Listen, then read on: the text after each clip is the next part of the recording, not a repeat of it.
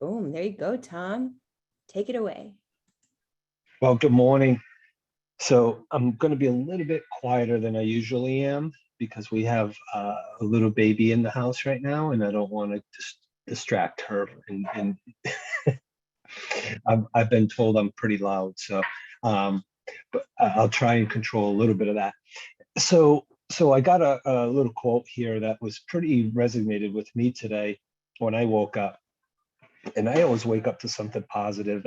I'm not getting up and ruining my mindset. So wake up with determination, go to bed with satisfaction. You know, so the determination is what are you going to do to get to where you want to go, right? So and then going to bed satisfied versus full of anxiety and what are we going to do tomorrow? Oh my gosh, did I even accomplish this today? So wake up with determination, go to bed with satisfaction. Be satisfied with what you accomplished today. And if you go to bed with all that anxiety and frustration, that's probably something to look in the mirror at and go, did I do my very best today? No, we're not going to do our best every day. We're just not. It just, life gets in the way. So today, thank you, Debbie, for being here. I'm not sure if Curtis is on as well. But this topic just struck me. And by the way, everyone, I read Inman magazine often, and I get the daily emails. The subscription is so worth it because there's so much value in what Inman writes, and he writes based off of facts. And some of the things that hit me yesterday when I was going, all right, what am I going to put for today's mastermind? And I'm like, how many calls do I get on a weekly basis now? Hey, Tom, I listed a property an hour ago. I don't have 5 offers. And it cracks me up. Hey, Tom, I listed a property 2 weeks ago. I don't have any offers. Hey, Tom, I listed a property and I'm not getting any showings. Hey, Tom, what do I do? My seller's talking about firing me and hiring another agent. So the topic for today, and I want to throw out there is 3 tips for a listing agent in a cooling market. Because remember, we're here to give the consumer the information on the market. We can't let the consumer give us the information on the market because they're getting not accurate information. Their neighbor, their brother, their sister, their mother, they're given the information. So they're not aware of what's really going on. New home builders, they took away the commission. Guess what they came back with? At a higher rate. They're given almost 4% now. That's a sign, guys. That is a sign. So are you taking a listing at 1.5% at a discount? Are you taking a listing at a discount? You need to look at that because you're hurting yourself. You're not helping yourself and you're not helping your seller, you're hurting. So I'm going to dig in to this, and I'm just going to put 3 of the top things that you need to be thinking about when listing properties for your sellers. The first thing is creating urgency. If you're not creating urgency, then how can you determine the right price? What is their motivation? How soon do they have to sell? If it doesn't sell in that time frame, what happens? Let's not just test the market anymore. Negotiation skills, sharpen them. Because if you don't sharpen them, you're going to be suffering. When the first offer comes in and it's a great offer, sometimes your first offer is your best offer. And then engagement. How engaged are you with the seller to give the proper information, and how brave are you to tell them, hey, Mr. and Mrs. Seller, in today's market, we're still having inventory shortage. It's a little bit longer on little bit longer on the market. There's more homes to choose from. If we price it $50,000 over the value, we may be sitting here. If we price it 10 or 5% below the market, we're going to get multiple offers that's going to push your home to above your list price. Would you rather have that, or would you rather do a price reduction? Because then when you do start doing price reductions, you will get people coming in lower, right? So those, I would probably say about 75 to 80% of the people on this call right now have never had that kind of conversation with a seller. I can tell you right now, if you've been in the business through the 2007, 8, 9 market, and even 10, you've had these conversations with sellers. It's a very easy conversation, but you got to be bold, you got to be brave, and you got to be knowing that you're doing the right thing for them. So, Deb, I would just kind of want to, this is going to be an open mind mastermind, guys, because this is something that you're actively in the field on. I'm telling you right now, if you're not brave and bold and delivering the right information, you're going to lose all your listings. Yeah, and Curtis sent his apologies. He texted me right before the call and said, I'm not going to be make it. So he sent his apologies for not being here. Tom, I love what you said, because I feel like a couple of things. It's all around the expectations. Do you know that in a good market and a bad market, I don't tell the seller, that is mean, Tom. That is so mean. Is that a squirrel distraction? Smell her. Hi, baby. Hi, my girl. I can imagine what she smells like, though. Oh my God. I said to my son yesterday, I says, she has such a unique smell. I can smell her. I can imagine through the Zoom. Sorry, That's guys. just glorious. Anyway, sorry for the distraction. What you're really talking about, Tom, is setting expectation, right, with the seller. Correct. You know, in a good market and a bad market, I don't tell the seller I can sell their home. What I tell them is, if I had a crystal ball, we could sell your home tomorrow. All we have is the data. And I think it's so important that with that setting expectation, it's not telling them that they should price their home $50,000 less. It's looking for evidence in the MLS of homes that are not selling and showing them that, and then bringing up some homes that are selling and showing them that, and then saying, can you see what the difference is? Because by the way, they can't. But once you've shown them that some are sitting and some are selling, then you could say, well, the difference is they were priced in the market. And Mr. and Mrs. Seller, I don't really know what the market is. I actually never know what the market is, because I can't predict who's going to show up to buy, because the data we have were yesterday's buyers. Now, we think they're going to be the same, but I've seen dramatic changes in markets that I can't predict. So all we can do is make our best guess at what buyers are going to be motivated by. And remind me again, Mr. and Mrs. Seller, why you're selling, right? And taking them back to that, you get to their reasons.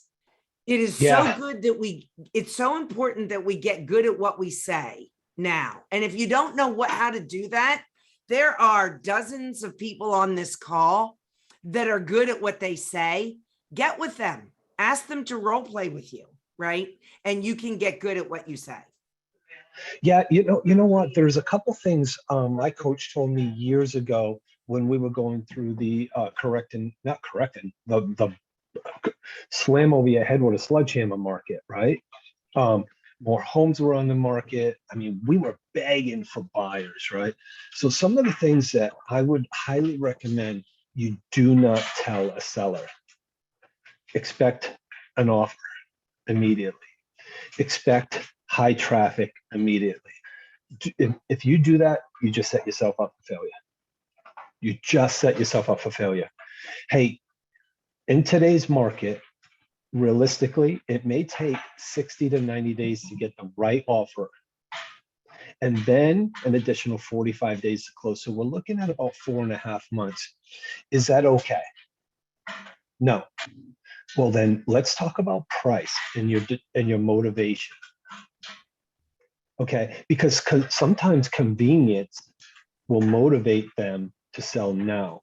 See, if somebody waits an additional 3 months for an additional $20,000, they may have lost more based on what that move is, right? And it's either time, something.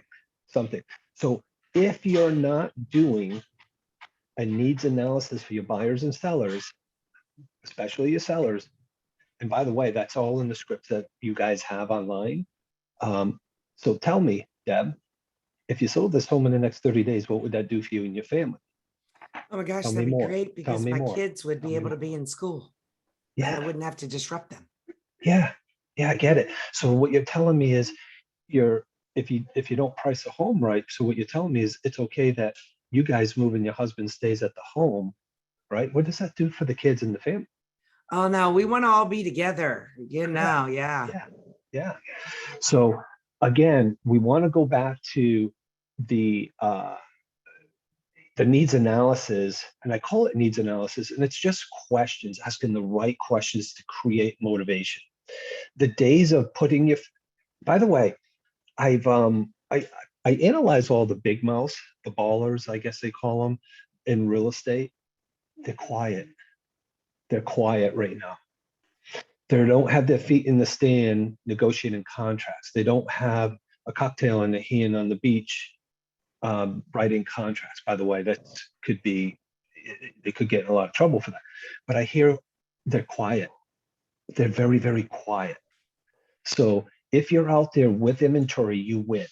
Because if you get the inventory and you put the expectations up front with the needs analysis questions, I call it needs analysis. It's just a foundation of questions that creates the expectations and the motivation for that seller. Professional photos. You know what? Is Ali Partovi on this call? I don't see him here. So Ali told me about an app.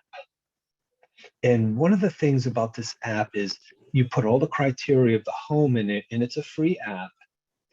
And as soon as you put the criteria in, it writes a whole beautiful description for you.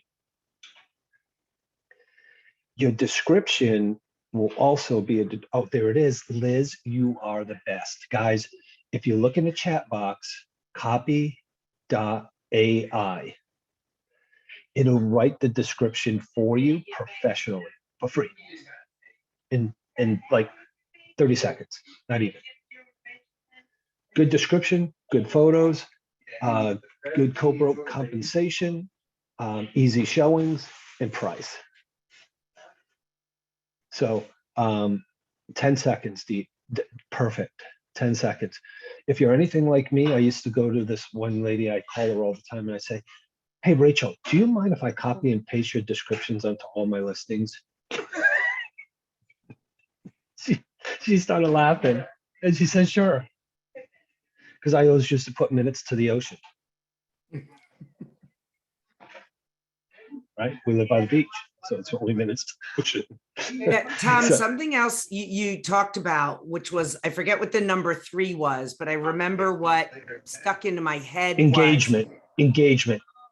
communication, Yeah, engagement with the seller. We have to talk to the sellers much more frequently than we did with the ones that got the offer in a week. We have to, they get nervous every week. They don't have a showing. Even if you're priced right, every week they don't have a showing, they're nervous. You got to call them. In the beginning, you should be calling them almost daily. My recommendation is the week it's listed, you call them every day. Hey, we don't have any showings. How's it going? Hey, we don't have any showings. How's it going? And then once they're comfortable with what the rhythm might be, then at the minimum, once a week. Yeah. If you're getting one showing a week, you either want to text them before the showing because they don't know that you're getting the text too. So you want to let them know, oh my gosh, we have a showing. Yay. And then after the showing, either calling them or texting them to say, you know, I got the feedback form out there. As soon as I get feedback, I'm going to let you know. Did you run into them on the way out your door? You really need to touch them through text, through phone calls more often, because every week they're getting nervous again. Every week. Yeah. Mm-hmm. One of the things too, Deb, is take your sellers on a little tour. Go a little field trip, right? Go to the top 3 homes that are their competition. And if one's on the contract, call the listing agent and say, hey, do you mind if we take a preview of your property? We got one for sale right down the road. We want to see how it compares, so that way there we can make any adjustments if needed. By the way, hey, do you have any more buyers for the community? This is the time where you build the relationships with your peers, your other realtors. Have group open houses with other brokerages, because every brokerage will promote their open house, and together you'll get more activity. So it's a phenomenal thing. Have a broker preview cocktail hour. Have your title company and lender pay for it. It's like a broker's open. Hey, this is coming to the market. Love to invite you in case you have any buyers before it goes on the market tomorrow morning. Do it as a cocktail hour.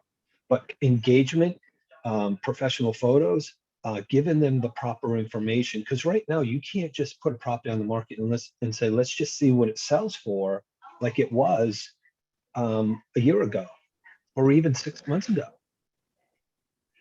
You know, so right now, check the market, meaning go in every week and look for what sold, what's come on the market that is your competition, and what went under contract.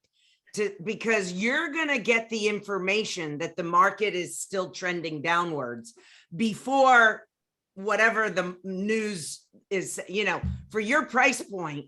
And then when you're calling your seller saying, hey, I took about 2 hours today and I studied the market around the price point of your house. And I'd love to either get you on a Zoom, or I'd love to come over and I'd like to walk you through what I found. yeah. And even if it's nothing, I just did it for my seller. There's 10 homes in the market. We are probably priced fairly. We just don't have an offer yet. And it's in the luxury space, which makes it an even longer, right? Yeah. Listen, in the old days, $1 million home would take a year to get an offer. Yeah. And that was normal. Yeah. That was normal. So, you know, do that periodically, be the expert. I found nothing. That's what my conversation with my seller is going to be today. Hey, studied the market. We got 10 competitors. I think we're right in the middle here. I think we're good. I looked at what went under contract. It wasn't really in our price range. So, you know, it's just now how are you with how fast this is selling? Yeah. Then I can ask that question. If you want to speed it up, even though we may be priced fairly, if you want to speed it up, then let's do a price reduction. Now, there are some exceptions, guys, because here's the thing. I got a friend of mine in Atlanta, Georgia, that does not sell luxury properties at all. He refuses to sell anything in the luxury price point. You know why? It costs more money and it takes longer to sell. Now, that market, you know, he never took anything over 500,000. This was 12 years ago. I think his criteria changed slightly, but I talked to him about a week ago. He still does not sell luxury property. He refers it off. Now, anything under 300,000 in our market is going to have multiple offers. Anything in $400,000 market and maybe Fred's market is going to sell quickly, right? And still have multiple offers. So use your judgment wisely when you are pricing in certain price ranges. Now, if you're in the medium price point, like you got I call it affordable housing, and then you got the next level up, anything from 500 to 800,000. Guys, it's slowing. The luxury home market has dropped 68%. The luxury home buyer has stopped. There's very few luxury home buyers out there right now. So with that being said, look at your for sale by owners. Get to Open Door, Express Offers, and OfferPad. As soon as you get a seller that's interested in selling, immediately put it in Open Door, OfferPad, Express Offers to see if that offer is going to be a good offer for the seller. Because right now, OfferPad and Open Door may not have a grip on the market like we do, and may give a higher offer than they would get out on retail. They're okay losing money, you know, they got to keep that money moving. So, so those three things really kind of resonated with me this morning, yesterday when I was reading the article. You know, the number one thing is creating urgency. You'll never be able to create urgency and understand their true goals unless you ask the questions. Are you being able to negotiate with your seller the right price, condition, terms, and then engagement? Are you engaging with that seller on a enough basis to give them accurate information? Most people will go, Tom, I don't want to call my seller. I don't have any good news for him. I said, well, are you prepared to let them go list with somebody else? Then call them. It's very easy to say, hey, I just did a market deep dive, market analysis on your price point, which I did before we listed the home, but I just did it again. Here's what I discovered. I think too often we try to own their disappointment instead of saying, here's what I found, and them going, oh, that doesn't sound so good. What I do is I jump on the side of the fence with them and look at the problem with them. And I go, well, it's this way, right? I go, yeah, that's terrible. Oh my gosh, look at what's happening with the market. Huh? What do you think about that? Oh, it's really disappointing because it looks like, you know, homes in our price range aren't selling. Yeah, I sit there with their disappointment. I don't own it. I don't say they're disappointed with me. They're disappointed at the data. Well, so am I, because I get paid on commission. So I just sit right alongside them and say, oh my gosh, yeah, this is crappy. So what do you think you want to do? Yeah. Well, maybe we should take it off the market. Yeah. I could see that wouldn't make you think that way. And I let them sit there with, and I agree with them. Yeah.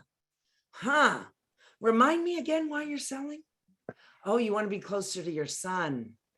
Yeah. So do you think this market's going to continue in that way? Or do you think it's going to miraculously get better? What do you think? Oh, you think it's going to continue? Yeah, I'm kind of with you. Kind of thinking it's going to continue. So does that mean you're not going to move near your son? No, we still really want to. And I'll still sit with them until they're kind of going, until I can feel like they're in enough pain that I could say, would you consider lowering your price? Are you really willing to roll the dice and wait? Who knows how long for that needle in the haystack to come along and say, oh my God, I love your house. What do you want to do? Well, we want to wait. Great. Listen, they chose. I'm not going to own their decision. I'm going to say, okay, we just want to, you know, I know it's really important to be with your son and we don't know what this market's going to do. I would hate for this market to have some downward pressure on the value of your home though. Yeah. Because we might be forced, if we wait, we might be forced to take less. Are you okay with that? Look, if they say they're okay with that, what do I care? Okay, great. Let's wait. Let's roll the dice. Yeah. And then next week, I'm going to have the same conversation. Yeah. And by the way, when you're talking about negotiations, it's not about you.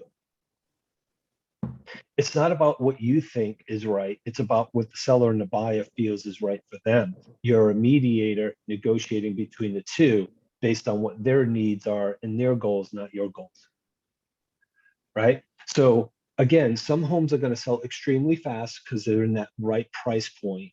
And others, you have to be very, very top notch, give great service, great communication, market that property like you couldn't imagine, make the investment on the photos, make the investment on maybe even having a crew come in and touch up some things, whatever it takes, you got to do, right? Any for sale by owners, I'm calling them, call them. Guess what else is going to come up? Expired listings. You know why? Because people were taking 30-day listings, 30 days. They were listing property for 30 days because they were so confident it would sell in 24 hours and not sell. And now they're not selling. They're coming up expired. So sellers are the key to your success, right? Once you get the seller, you'll create buyers. Right now, buyers are in fear, and they're only in fear because of negativity of the realtors telling them, I can't believe the rates are where they are. I can't believe the rates are where they are because it's still extremely low, and it's still highly affordable for the price range that you're looking. How you say it matters, So let's I open it gotta up. run, Tom. Thank you so Yeah. much. Thank you. Star put a comment in. She's got a 789,000 for sale by owner, and she's looking for some help or support. So you know what you do? You call them, Star, and you go visit the home. Bring the sheet that says, if you sold this home in the next 30 days, what will it do for you? Tell me more, tell me more, tell me more. Okay. And if you didn't sell this home in the next 30 days, what will that do? Oh, by the way, when would you be hiring the right agent to sell this home for you? Right. And those are scripts. Those are scripts. There's no magic. Just do what they say. For sale by owner script. Star, just do it. Because you know what happens if you don't do it? Someone like myself or other agents on this call will. So get in front of them. I promise you right now, those for sale by owners, they get more calls from realtors than buyers at all. Okay. So they need you. They need you. And when you get that in your, what's that? I talked to him yesterday. It's been on the market for 36 days. Yeah. So get in front of them, Star. Say, listen, I would call them up and say, listen, I want to sit with you Call and him show again you. today? Yeah. I call every day. Okay. Every day. What am I gonna say today? Go do a market analysis on it?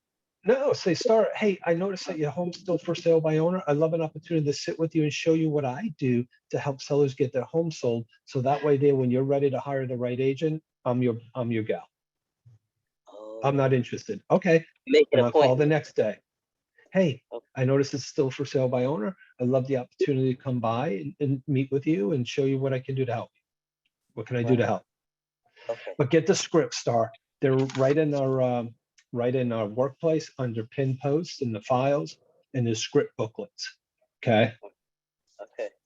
Definitely do it. You're welcome. So guys, I'm going to open this up. This is your call. Listings. And the reason I'm bringing listings up is because listers last, right? Anybody that goes after listings will last in this industry. And I promise you, any one of you on this call right now that are going, yeah, I don't believe that because I'm still crushing it. You will get punched right in the chin from that sucker punch that you weren't looking for.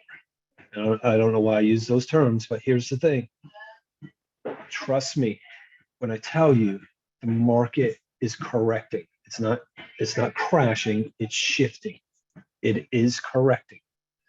And right now is your opportunity, right? Because a lot of the agents, so what do we got on this call? 63 agents. 20 of you may not be in real estate by the end of the year. I hate to say that, but it's so true. Because we got to do the activities needed, and we got to be stronger. We got to be more persistent. We got to be more consistent, and we got to be resilient. If you're not going to be resilient, you may miss that opportunity. So we're giving you the systems and the tools and the collaboration. You can do this. Any one of you on this call can do it, but you got to work at it. You got to do the work. Christian, how are you, bud? I'm very well. How are you, old boy? I'm good. You look magnificent. I just want to say, just very quickly, I'd like to welcome a new member to the group. His name is Laz, and welcome. And also a new member to the group. His name is Odney. So welcome, Odney. I'm fortunate enough to be a mentor to these two, which I'm very proud. Now, just on that, Tom, there were a couple of things that I love that you said, and I wanted to share a little something extra, if I may. Absolutely. So I went on a listing appointment last night, and went very well. And there were a couple of things that I remembered that I said last night. Yes, a lot of the stuff that you already talked about. But there's one other strategy that I use on my listings too, which I also discuss with sellers. And it's in regards to getting the price point, because every seller wants to sell their home for above market value. Everybody does. The conversation we have to have with the seller is, how are we going to do that? You know, it's like fishing. If we go out and throw a piece of bread in the water, the likelihood of catching a big fish is probably not too great. But if we go out with a bunch of tuna, chop it up and throw it in, then we're probably going to catch a much bigger fish, right? The chances are better at least. Now, one thing that I've adopted in recent months that seems to work quite well, because we like the little arrow going up next to the price. We don't like the little arrow going down next to the price. We want to try and avoid that if we can. Mm-hmm. So what I like to do is get a price that is under market value, get the place listed. It goes out there in the whole world of, you know, Zillow, Realtor.com, Trulia, and everywhere else. But it says a coming soon. It's not as an active listing, it's just coming soon. Because no one's going to be allowed to see it until I can funnel all the showings into a small window, usually an open house of a Saturday, Sunday, right? Because then the restaurant is full, so the food must be great. So that's what I'm trying to create. A perception of demand, and I'm also trying to create a huge amount of traffic, if I can, because that's going to create the perception of demand. The little arrow next to the price, when it goes up, once I go from coming soon to active, is also going to create that perception of demand. So let's say we have the home is maybe worth 720,000, and well, let's go for a lower one. Let's say it's probably worth 500,000. So I get it in there at 480. All the buyers out there, it's not, you don't want to be too low because you don't want people to think there's something wrong with the house, but you know, like it looks like a deal, and who doesn't like a deal, right? So if I see that 30% of the viewers are saving that home, I know we can confidently go up in price. So 30 out of every 100 viewers on Zillow, Trulia, and all the other websites are saving it. Now it's saved. Now they've got that home saved. So if they're capping their search at 500,000, when I go to 520 and I go active, they're still going to get information on that home and know about the open house. So I'm capturing people that are capping their search criteria, because I also remind buyers, and they usually, I remind sellers, and they usually agree with me immediately when I say to them, 90% of home buyers will spend more buying their house than they initially thought when they started their home search. Mm-hmm. They originally thought they were going to go up to 500,000. Well, guess what? They'll probably buy for 550. It's what's going to happen, or more. You know, so anyway, I just thought I'd share that one with you. Thank you again for your time, and it is great to see you. Christian, thank you for the input. I really want to kind of, what I heard you say, what I loved, number one, is pricing strategy, right? There's this triangle of pricing strategy in the listing presentation in EXP, if you haven't seen it. And it says more buyers will look at it if you price 10%, 5%, and it kind of gives you a range there. What Christian talked about is creating the energy and the urgency by getting more people in that home, right? So whatever creativity you can come up with to get the people in the home together will create the urgency. And one of the things I always used to tell my sellers is, if you think this home you should sell for 550, would you pay that?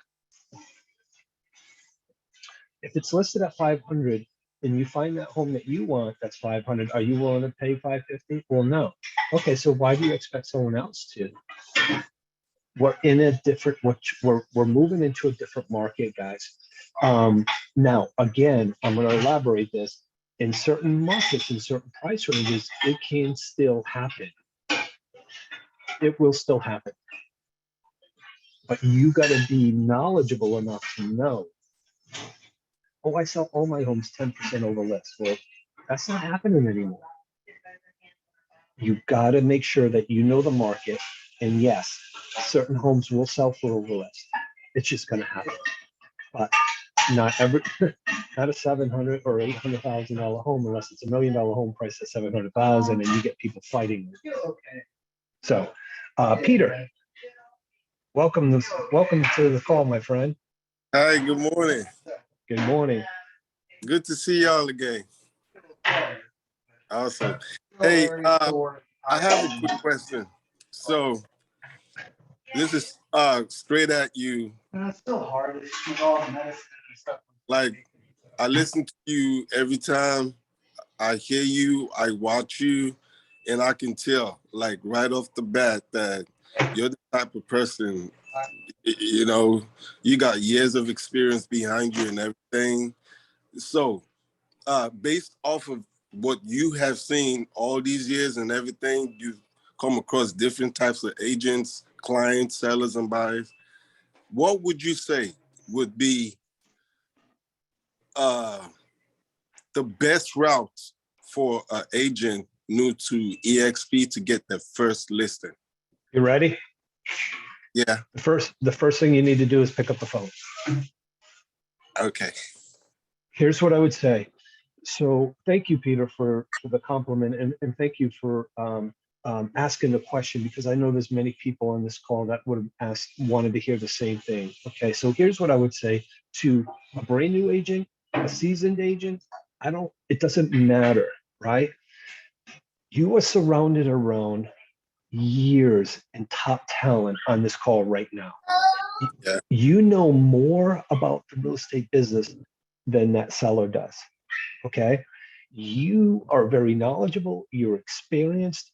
And here's what I would say: call for sale by owners, call expireds, knock on doors, do open houses. If you want your first listing, I was working with this young man, he's 23 years old. And I said, call for sale by owners, just call, go and visit him, call, go visit him, follow the script, give them something of value. By the way, there's a for sale by owner safety form that will scare the crap out of people when they read it. Hey, Peter, this is Tom Martin. I'm with EXP. I'd love to see your home that you have for sale. I've worked with tons of buyers. It may be an option for them, maybe not, but I'd love to see it. Can I come by and see it today? Bring that safety form with you. Hey, Peter, I notice you have your home for sale by owner. Would you accept a cash offer to close within 10 days? Sure. Okay, then I go to offer pad and open door. Hey, Peter, as soon as you walk in that door, Peter, and you deliver something of value, thank you for allowing me to come in. I just wanted to give you a safety form on for sale by owners. This will help you. Why are you selling? Tell me more. If you didn't sell, when would you hire the right agent?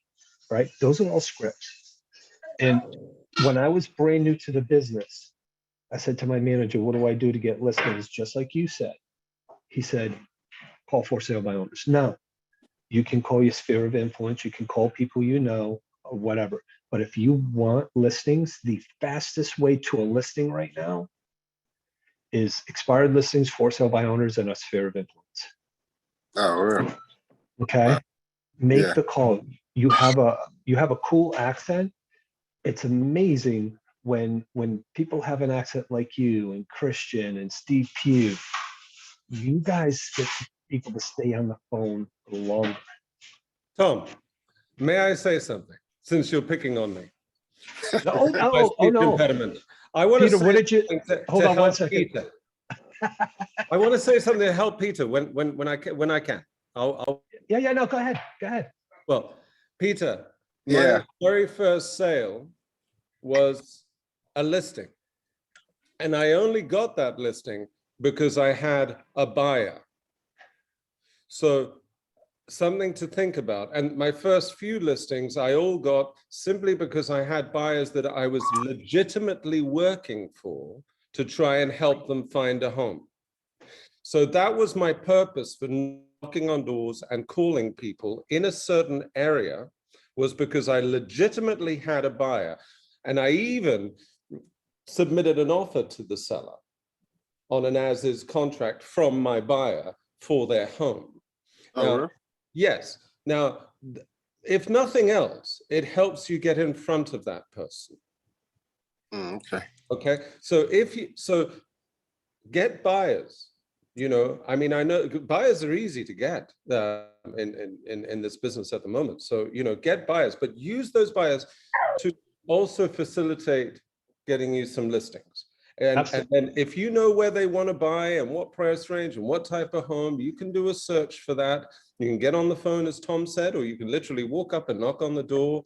Every time you do a showing, this is how I got another listing. Every time I was out doing a showing one day, I left and I just started talking to the neighbor. 3 days later, her husband called me and says, my wife says I have to list my house with you. Wow.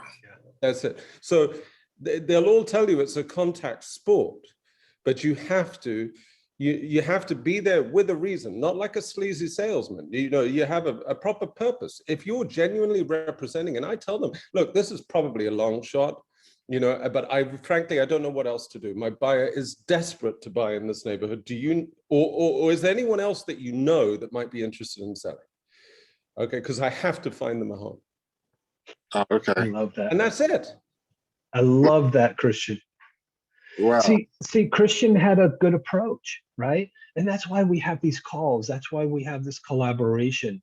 Not everybody will do what I used to do, right? Not everybody will do what Christian's doing. Not everybody's going to do what Deep does, right? So this is a collaboration. Peter, find what's comfortable, not comfortable, find what works for you. And Mhm. by the way, make sure it's uncomfortable at first so you can become comfortable, right? Yeah. So great question. And here's the thing, tell yourself every day, I'm getting a listing today. You're already halfway there. Okay. Okay. And when you see that for sale by owner sign on a road, make sure your car's has an automatic braking system to stop at that house. Make a Okay. deal with yourself that you will never drive past a for sale by owner without stopping. I know that's right. Thank you. Appreciate that. Awesome. Absolutely. Hey, Frank Hopkins, I know you had your hand up, and I don't know if you're still on the call. I love when Frank gives his feedback on certain things because he has he's grown so much in the last year. I don't know if he's still here. Okay. Be bold. Frank's an investor, and he takes a ton of listings now. He's doing very well. All right, this is your call, guys. Open up. What did you hear that was a value? What's worked for you? Let's hear and share. This is your call. Tom, it's Dina. Hey, Dina. Hi. So I wanted to share with you, I actually got on the phone with a FSBO and went to their house and looked at it and then talked to them about a cash offer. And I contacted OfferPad, and I wanted to share with you that the woman brought her house. She had it at 345. She brought it down to 325, which I had done my CMA on it. And I had come up with it being between 320 and 330. So OfferPad, my point is that OfferPad offered 287. And I go, Okay. whoa, that's a little low. And he goes, the guy I wanted to share with you, because I didn't really know what to say to him. But he goes, yeah, because we don't, and the house did not need work. The house was perfect. It was a really nice home. She took very good care of it. So the OfferPad gentleman said, yeah, well, we brought it down that low because we don't know what the market's going to do in the next 60, 90 days. And I Wow. flabbergasted. Yeah, I was a little upset too, because I mean, they're guessing and it was really low. There was no way she was going to accept that. Yeah. So I just wanted to hear what you would say about that, because I like OfferPad and Open Door, but I was shocked. Dina, here's what I would say. Thank you for that information. If a national company that buys thousands of homes a day is being overly cautious, what does that say? Yeah. Home builders are paying more commission to the agents. What is that saying? You know, guys, this is an eye-opener opportunity. Yes, Dina. So here's the thing. See, I brought you an offer like I told you I would. I'm glad you're not accepting it. Give me the opportunity to get you your price. Yeah. That's what I would do. I will present any offer to the seller because I told them, would you accept a cash offer? It may fit for them, it may not, and that's okay. That's where it comes in of, hey, I told you I would bring you an offer. I was hesitant because I didn't know if this is something you would accept or not, but here it is. No, I'm not accepting. You know what? I would love the opportunity to get you the best price. Right. You know, So you just brought something to them of value that says, hey, Open Door, a national home buyer, doesn't know where the market's going in the next 90 days. Should that create urgency? Heck yeah. Yeah. So I had a guy tell me this, and this is the truth. He said, Tom, I want 1.1 million for my home. I said, I sold you that home less than 2 years ago for 535. He goes, yeah, but the market's going crazy. So I sent him an article the other day. He goes, maybe I should have listened to you. I could have sold my home for 850. There's no way he'll get 850 today. There's just no absolute zero way. He'll get maybe 700. He's still doing well for owning it less than 2 years. But Yeah. here he is thinking he's going to make $500,000, and he knew everything about the market. He was the most knowledgeable person in the world in real estate. His neighbors told him it was worth 1.1 million. Wow. Yeah, his neighbors knew more about real estate than anybody else too. Here's the thing, tell the truth. He told me not to call him anymore, and that's okay. I texted him again not too long ago, said, hey, what do you think about the market? You follow the, you do follow the market like you do. What's your take on it now? I need your advice. He goes, I should have sold when you told me to. It's not a, I told you so. It's a reality. I've seen it happen, but this is not a crash. Again, I don't feel we're going to have a crash. This was a mortgage crash in the past. But guys, especially the ones that are newer to the business, be bold, be strong. Christian, thank you for your input. Peter, thank you for that question. Star, go get what you deserve. If you don't, somebody else will. Period. Deep, I see you looking and smiling and everything else. I'm gonna jump in, Tom. You call me out, so I gotta jump in. Yes. Couple of things. Dina, first, take your emotions out of the deal. I tell everybody that. Take your emotions out of the deal. You use the word flabbergasted when they give you the offer of 289. Who knows that you know better? They are the billionaires. They are the ones spending the money. They see that they're predicting the market. And don't forget, it's not only happening in this area for them. They're buying properties all across the country. So whatever they're feeling, it's coming down from the top to the bottom. So they see it even before we see it first. I love what Christian said earlier about pricing it a little lower, get the pricing right, because, in this market, everybody wants to sell above asking. Great, works great. But end of the day, market dictates the number. When it's the hot market, when it's the shitty market, when it's the regular market. The only thing when he said about what he gets the information on Zillow, how many hearts, how many views, that is, don't go by that. I went through my last listing. We had in 7 days, we had 4 showings. This is Winter Garden, Tom, the area, hottest area in the market, less than $500,000 house. In 7 days, we had 4 listings. Zillow showed 3,000 views. It showed more than 120 likes. So the seller thinks we're going to have, so many other people coming. And I'm saying, guys, we got an offer in front of us. Look at what you have here. Don't look at what's created by Zillow. That's why Zillow does estimates, not estimates. They know how to market your project, market your home. They know how to get more eyes on the listing. Those notifications go to everybody who's searching that Winter Garden area. So what happens, everybody sees, they like the pictures, they just like it. And it becomes as if they really like the listing, but they really don't care about the listing. So don't use that as a listing tool or show with your sellers. That might backfire. I watched that in the last 2 of them, of my listings, and it was opposite, literally opposite than what the market dictate. That was it, Tom. Thank you, Deep. Emily sent me a nice, kind message, and we had this call a few weeks ago about put me in, coach, right? And what I love about that is, and I always, whether you love him or hate him, Tom Brady, is going to go down in history as one of the best quarterbacks in history. He's just going to. That man was not even in uniform. Okay. 3 other quarterbacks got hurt. He was ready and he showed up. Guys, right now, agents are hurting. Show up and jump in. Take your opportunity. Right now, if you don't jump in and be persistent and consistent of everything that you hear from these calls, all the scripts that we provide for you, promise you, you're being set up for success. If I said I'm hiring right now for $100,000 a year on a salary, who wants to interview for the job? And by the way, it's only working half a day. Who wants to interview for that job, right? There's tons of people that would.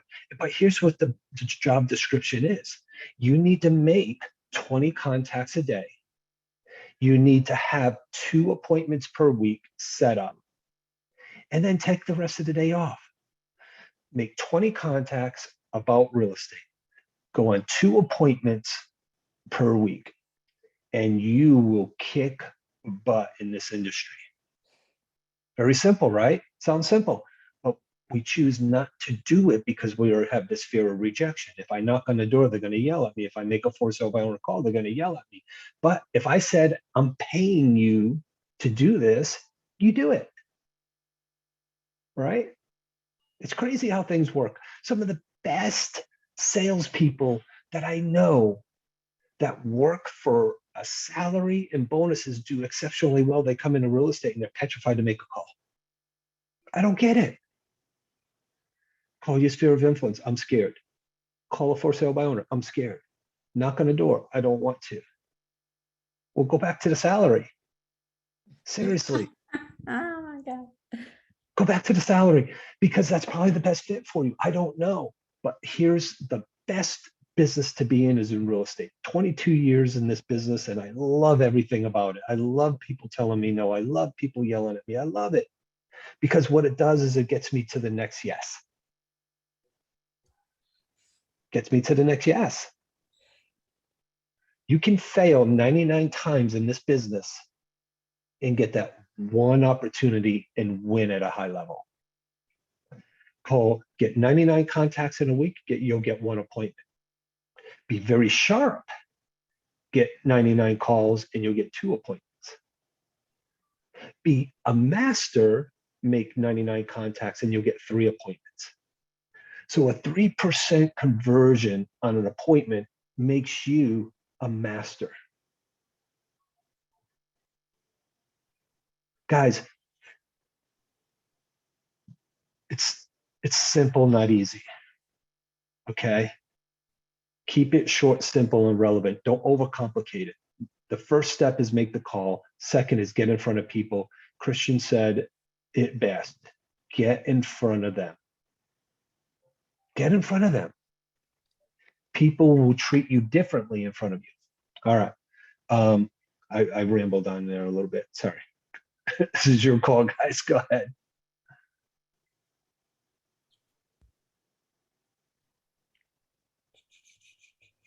I'm just gonna say real quick that I really do appreciate you. I appreciate everybody's input. I was really struggling mentally with all this crap because I'm like, what? And then I think of Fred and I'm like, I'm not doing anything wrong. It's just I need to implement different tactics again. And I realized that I hadn't gone back to the basics and I was just kind of slacking, right? Like for the first 2 years, I had something every month, every single month. And then just recently I hit a slump. And so obviously my own demons, start coming at me and whatever. And honestly, just listening to these calls and hopping back on and really, we have to know that we're not the only ones struggling right now because it is true. Like it's just people are struggling. There's ups and downs, man. That's it. But I'm remotivated and I'm going back to the basics. And I had what you said on my board for forever. I'm gonna put it back up there because I took it down and I put some quotes and some other goals and stuff on there. But yeah, the 2 appointments, your 2 appointments, all your contacts you have to make. And it's important to just remember that, like, that's what it takes. You know, it really is. It's proven, right? It So, is proven. Thanks, Emily. And here's the yeah. thing: change is inevitable. By the way, change is great, right? It helps us sharpen our tools. It helps us with our skill set and our mindset. It gives us experience and knowledge, right? And that's why our experience and Deep's experience and George and Fred that have lived through.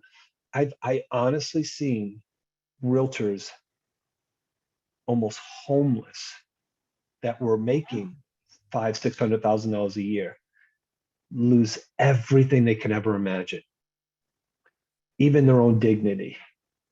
Wow. Okay, we're not going into that, but here's what I will say: if you want this, change quickly, put lead generation first. And by the way, I said this to someone. I said this to my son and my daughter-in-law. There's a great book out there called The One Thing. Gary Keller is, well, he's a master at real estate. He is what he is. He's awesome. Read the book, The One Thing. So I said to him, he said, "Oh, Dad, there was this thing about starting a business." And they said, "Read The One Thing book." And it's by Gary Keller. And I'm like, "Yeah, I got the book. I'm going to give it to you." I said, "Here's the thing, son.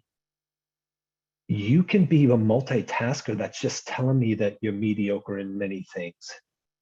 Master the one thing that will change everything in your life.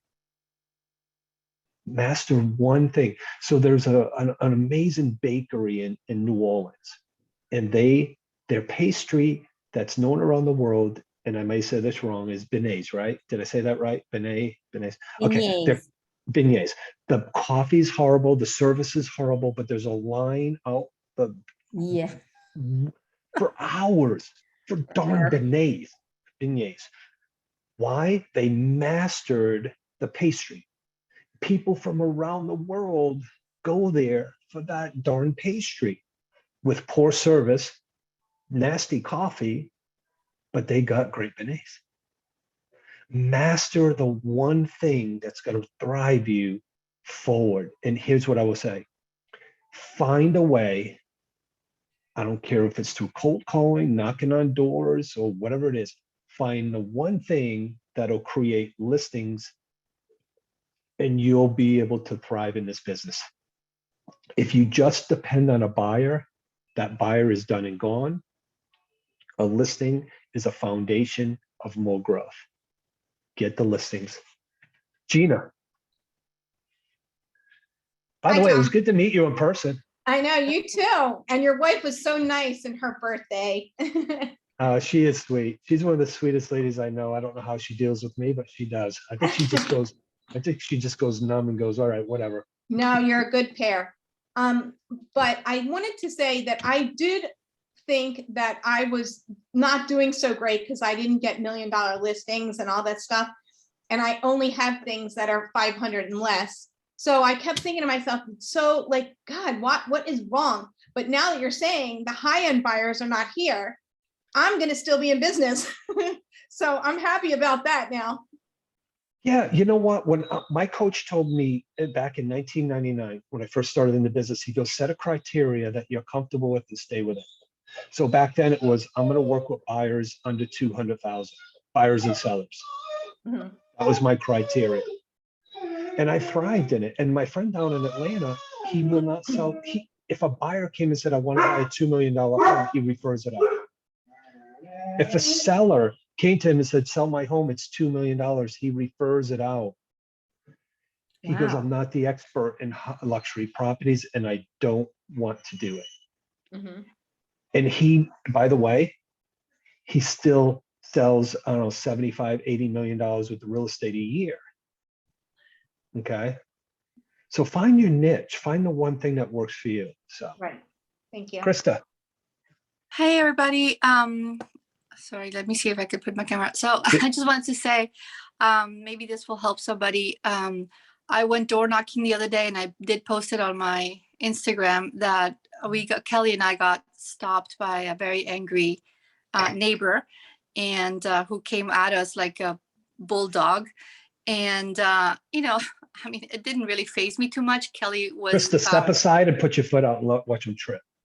yeah, but she called the police on us, and Oh. it was funny. I was actually having a fun time. You know, it didn't faze me at all. The police came. We went to the car. They're like, "Are you ladies walking the neighborhood?" And we said yes. We didn't leave. I mean, you know, my partner wanted to leave. She's like, "We're gonna get arrested," and I'm like, "We're not gonna get arrested. This is one bad apple." And I've been doing door knocking quite a lot this year. I've gotten listings out of it. I've gotten relationships out of it. So this one person was not going to stop me, and it's not going to stop me from doing this. So it's a mindset thing. We talked to the police. The police said, you know, just, you know, be aware that there's grumpy people in the neighborhood and leave it at that. And they left. They didn't arrest us.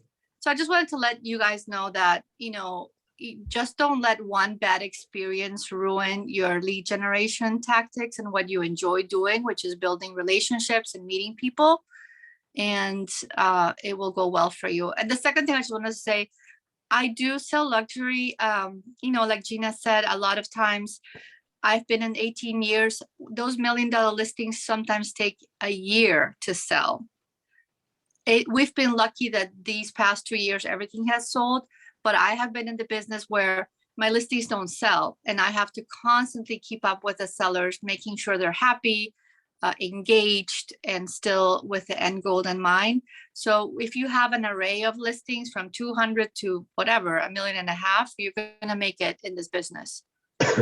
Thank you, Krista. Krista, can I say something to that effect? What you mentioned about that angry person.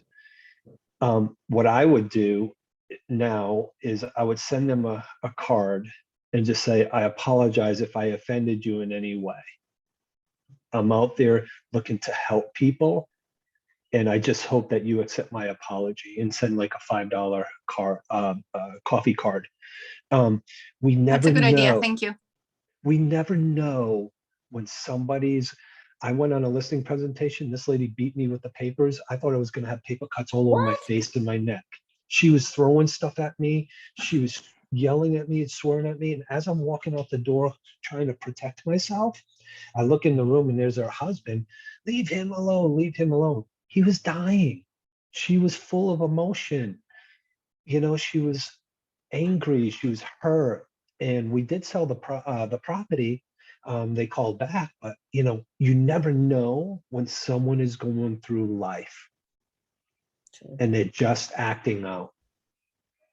So if you know, maybe send that card that says, hey, if I offended you, I apologize, or whatever. But I wouldn't send it as a branded. I would send it unbranded with your name in there and number. So that way she doesn't take a picture and say blah blah blah, whatever. Doesn't matter. Gives you more contacts anyway. But you never know when somebody's going through a struggle. So Dina. Yeah, just real quick, Tom. You had mentioned EXP's pricing strategy. Where do we get that? Where do we find that? Inside the EXP marketing. Oh, okay. In the marketing thing, it'll say buyer presentation, listing presentation. Okay, to get the pricing strategy. Yeah, it talks about pricing strategies and percentage of how to price the home effectively. If you price it a certain percentage below the market, it gets more showings versus above the market where it gets less. And it makes it a little bit harder to get the right buyers. Okay, all righty, thank you. And by the way, guys, and when it comes to pricing strategies, if you're listing a home for $799, you might as well go to $800. Yeah. Because you're going to get $750 to $800. You got $800 to $850. I never price a home at $749. I'm going to price it at $750. I never price a home at a $99. I go right to the next number up. It's going to be more beneficial, and you'll get more viewers. So, Peter. I just have a question. So I've been going a lot on Workplace and helping people do showings and open houses. So I was at a showing 2 days ago, and after showing the place, I'm not the agent, right? I'm not the buyer's agent. And as I'm shaking the folks who came to see it, the buyers, on their way leaving, they turned around and they was like, you know what, by the way, if you see any other similar houses like this one, we love it, but it's not exactly what we're looking for. Do you mind calling and letting us know? You know, at that point, I'm like, no, red flag. I can't do that. So I'm just wondering, what would you advise that I do in a situation like that? So I would just call the agent who referred it to you, that you did a showing for, and said, hey, I showed this property. This is kind of what they're looking for. Would you want to work this buyer together and see what they say? If not, I wouldn't, I don't want to tell you not to go show them more property, but again, you did the right thing. I would just go back to that agent. Okay. Okay, Yeah. so what it was, I went back to the agent. So I just told the agent what they were, what their remarks were, what exactly they were looking for, and it just gave her advice on what to look for. Yeah. Hey, you know what? I'm gonna throw some, and again, just let the agent know, and then see what they do. I used to do this, and some people used to tell me it was unethical. And no, I never got in trouble for it. I never got reported or anything else, but I did get some sellers out of it. So I used to have feedback forms, Okay. like just kind of like just like a notepad, like the sticky notes, and it was feedback. So, and it was a little bit bigger. So here's what it would look like. It had all my branding. Okay. And I would say, Mr. Seller, my buyer's feedback is this on your home. Thank you for the opportunity for us to see this home. Here's our buyer's feedback. So I used to leave feedback to the seller. So, take it how you want it. But I used to leave feedback. And I had some agents call me sometimes and go, hey, you know what? You left something at the house. Well, I was just leaving the seller feedback. Okay.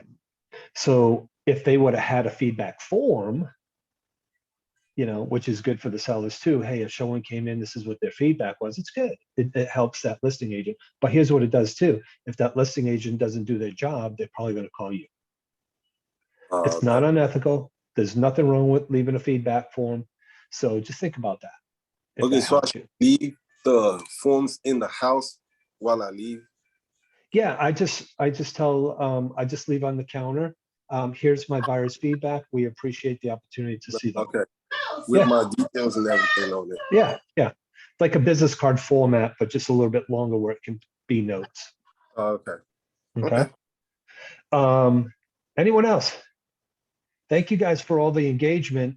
Again, I don't want anybody to have any fear that the market is crashing. I just want you to have awareness of being sharper, getting in there and doing the activities, because once you start doing the activities, you will rise above the ones who are not doing the activities, and you're going to get more of that opportunity.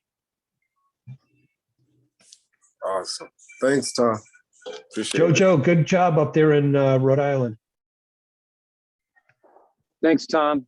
I'm working really hard. And for Peter, listen, Peter, you just got to take action and, just get yourself out there and in front of people. People don't know you're a realtor unless you tell them. And if you focus on listings and you become the market expert, people will start taking you seriously and giving you an opportunity to sell their home. Yeah. I struggled at the beginning. I only had 3 sales my first year, and 2 of those were listings. One was a buyer. And I said to myself all the time, I want to be a listing agent. I want to sell listings.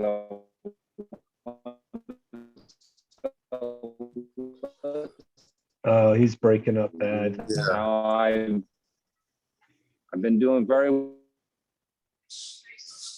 So, not speaking for Joe, I know he went out, but he has been implementing the systems and the scripts, and he's been he's got into some coaching programs.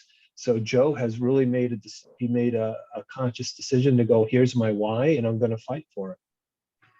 Okay. Jojo, you back? Somewhat. If I do lose service, I apologize. But this is the deal, right, Peter? Definitely pick up the phone and call people, and just try to get in the house and say, hey, listen, I'd like to show you what I can do to possibly get your home sold. I'll give you a couple of ideas, and you can be the one to decide if we work together or not. Does that sound fair?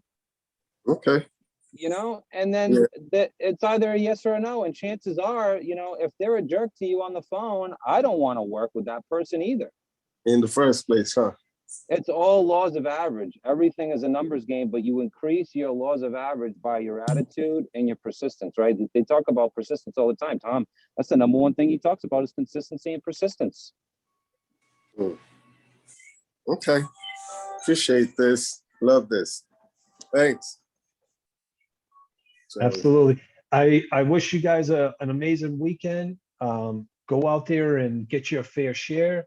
Remember, you have the knowledge, you have the experience, and you have the wisdom, and you have the people around you. Even if you're brand new, you have a huge team behind you. You're not new. You have a team behind you. You have more than most companies could ever offer just on these calls. So thank you guys for taking the time to invest in yourself by being on them, and go out and make a difference, make some phone calls. 20 contacts will change your life. Have an amazing weekend, everyone. Tom, before you Yes. go, can we see the Robert. baby? Can we see the baby one more time? Oh, she's out with her big mama. My son's mother-in-law took her for a walk in the stroller. So I've had listen. So my son's been sick for about 9 weeks. He's getting better. He's starting Thank to God. get on that road to recovery. He had low platelets, and it's just been a very, very emotional long run. The good that's come out of it is he understands and sees that life is like, you got to slow down to take care of yourself too. He also sees the fact that family is important. And I've had the opportunity to be around my granddaughter so much. It's unbelievable. So we kind of look at what are the wins behind this illness, and what are the things we need to work on through this. So thank you guys for all the love, support, prayers. Oh guys, you guys have no idea. We felt them. It was Tuesday was like, boom, his numbers were like way up. It was like, whoa, what happened? The doctor came in and he was super excited. He's like, I got some great news to share. And my son is in the medical field, so he already pulled up his chart, and he goes, you already pulled it up, right? And he goes, yeah. So the doctor was blown away that his numbers have corrected the way they are. So so things are working, and hopefully it's not a temporary, it's a permanent. So but life lessons come out of everything. Krista made a mention on the call when she was knocking on doors. There was a very irate person that called police and everything else. Could be just a total jerk, or it could be someone that's just struggling with life. Something's in their life right now that's really hurting them. So we never know what someone's going through. And I appreciate you guys. This group is really important to me, and I thank every single one of you. Thank you, Tom. thank you, So Tom. glad to have that update. Thanks, Tom. Tuesday. Thank you, Tom. Thank you, Tom. So Tiffany, Joe, it's all yours. Awesome.